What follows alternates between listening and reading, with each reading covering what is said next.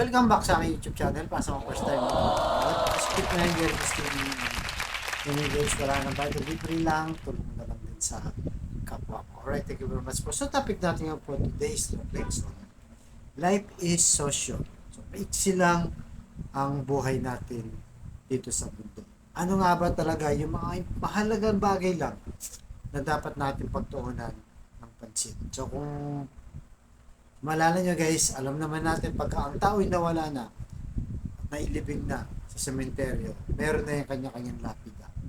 So, pag nakita mo yung lapida, di ba? Yung birth of date, kung kailan pinanganak, tapos naka-dash na ganon, date of death, di ba? Yung ano na yung kamatayan niya. So, sa in-between na yan, di ba? Doon lang tayo nabuhay. O yung namatay, doon lang siya nabuhay. Sa gitna lang ng ipinanganak at sa namatay. Kaya talagang tutuusin guys, maiksi lang ang buhay. So kung titingnan natin ng buhay natin, temporal lang talaga, hindi siya pang lifetime o pang eternity. Diba? So napakaiksi ng panahon na yon, kaya kailangan yung mahalagang bagay lang ang ating pagtuunang pansin, diba? At hindi lang siyempre temporary, dapat yung eternity.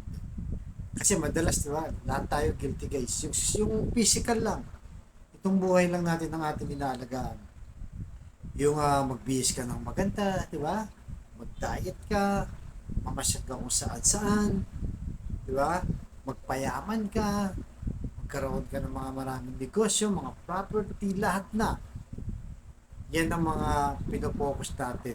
Guilty tayong lahat yan dahil gusto natin maging mayaman. Kasi una-una guys, hindi naman masama maging mayaman.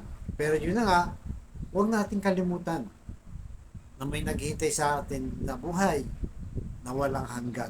Ibig sabihin, forever talaga na mabubuhay tayo. Na sana nga, ito yung makamtan natin lahat at mapagtagumpayan. Kaya ang sabi sa Pilipos, chapter 1, verse 21, ayon kay San Pablo, sapagkat para sa akin, ang buhay ko ay para kay Kristo. At kung mamatay man ako, kapakipakinabang ito sa akin. Dahil makakapiling ko na siya. So, tinutukoy dito ang ating Panginoong Yesus. So, itong si San Pablo guys, kung maalala niyo, di ba, ang storya nito, ito kinakaladkad niya nung hindi pa nakilala ang Panginoong Yesus, nung hindi pa niya na-meet in person ang ating Panginoong Yesus, kinakaladkad niya yung ang mga naniniwala kay Kristo, diba? Talagang sinusuyod niya yung bahay to house case, lahat, basta lahat ng Kristiyanong naniniwala kay Kristo. Pero yun na nga, binago siya ng ating Panginoong Yesus. Kumbaga, yung buong buhay niya mula nung binago siya ng ating Panginoong Yesus ay talagang nagsilbi na lang sa ating Panginoong Yesus. Ang kanyang buhay. Hindi na rin ito nakapag-asawa guys.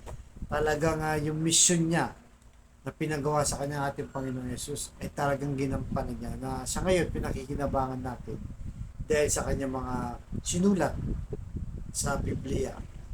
Diba? So kung matituisin niya guys, inspiring itong Bible verse na sinabi niya na lahat tayo, di ba, sana ay magsilbi o magserbisyo sa ating Panginoon Yesus habang nandito tayo sa lupa. Huwag natin kalimutan, di ba?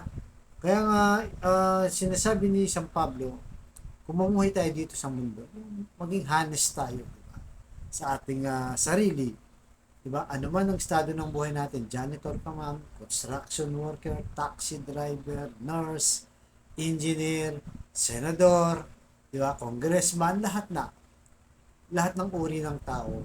Kaya ang pinakamahalaga ay yung honest ka, diba? Bawa, yung janitor, diba? Maraming beses na sa airport, diba? May nakikitang pera, nung kamakailan lang guys. May nakita nga, may 1,000,000 yung isang janitor, tapos ibinalik, di ba, binalik sa airport sa kanyang pinagtatrabahoan at naibalik doon sa may-ari ng pera na yun. Kung tutuusin, siyempre pag sinabing janitor, mura lang ang sweldo niya, mababa lang. Nangangailangan talaga ng pera yan. Pero imbis na itago niya, binigay pa niya, pinakita niya, na honest siya sa kanyang trabaho. Di ba?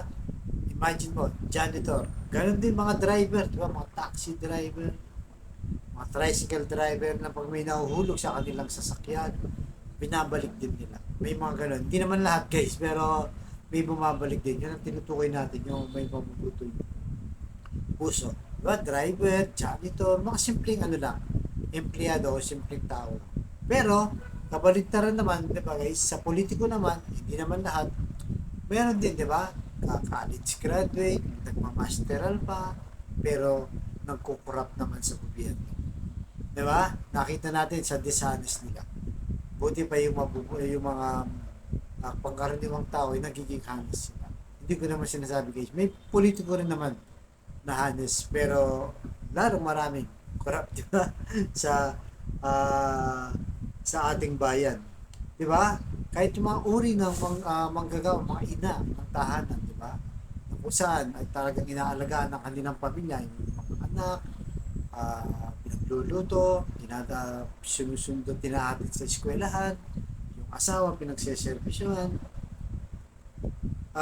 Isa rin mabuting gawa yun para sa pagsilbi natin sa ating Panginoong Jesus. At yung pagtulong sa kapwa, di ba? Kung saan sinabi rin natin Panginoong Jesus, ano man ang gawin mo sa maliit na tao, di ba? Ay ginawa mo na rin sa Diyos. Yung mga namamalimos dyan, yung nakakailangan ng tulong, yung mga emergency. Kung may pantulong ka naman, tulungan mo na. Di ba? Hindi naman lalapit sa iyo kung hindi emergency, baka litong-lito na, wala na nagpapahiram sa kanya, pahiramin mo na ng pera. Kahit wag nang ibalik, okay lang yan. Hindi mo naman ikayayaman yan, pero ikayayaman mo naman sa langit. Dahil nakalista yan sa langit. Kapag ka tumulong ka ng bukal sa puso. Kaya sa kapatid nating nanonood sa aking vlog, na nawawalan ng pag-asa, pinanghinaan na ng loob, sumabay ka sa aking simpleng panalangin. Pero kung ikay maniwala at magtiwala, ay tsak yun. Ano man ang iyong kahilingan, magkakalob sa iyo ng ating Panginoong Jesus sa tamang panahon. So tayo po manalangin, Lord, i-bless niyo po ang kapatid namin nanonood sa akin vlog na malubha na po ang karamdaman. Stage 4 cancer na Lord. Tinaningan na po sa buhay. At kung ano pa mga karamdaman bumabalot sa kanilang katawan, yung mga kapatid namin nakakaranas na. Ipuhin niyo po Lord ng yung mapagpagaling na kamay. Lusin niyo po yun Lord. Yakapin niyo po ang kanyang. Tanggalin niyo po Lord ang kanyang karamdaman dahil wala naman pong imposible sa iyo kung iyong luloob. Ganon din po sa pamilyang nagkawatak-watak, nasira, kakagulo, hindi na malaman ang gagawin. Pagilumin niyo po Lord yung mga sugat na nagkasakitan. Ibalik ang magandang relasyon. Pagbikis-bikisin niyo po muli kanilang pamilya. Ganon din po sa financial Lord na kailangan namin lahat. Lalo na Lord, yung kapatid namin walang-wala. Ultimo pambili ng 1 kilo ng bigas, pambili ng ulam, pambaon sa mga bata, pambili ng gamot, at kung ano-ano pa Lord. Bless niyo po ang aming hanap buhay, naway sumagana kami sa aming mga kabuhayan. Bless niyo po. At humihingi po kami ng kapatawaran. Susumama po kami sa inyo. Sana po mapatawad niyo sa aming mga kasalanan. So ang ito nilig namin sa matabas na pangalan natin Panginoon Jesus, sa mga naman. To God all be the glory. Sa ngalan ng Ama ng Anak, Diyos Espiritu Santo. Amen. Thank you very much po.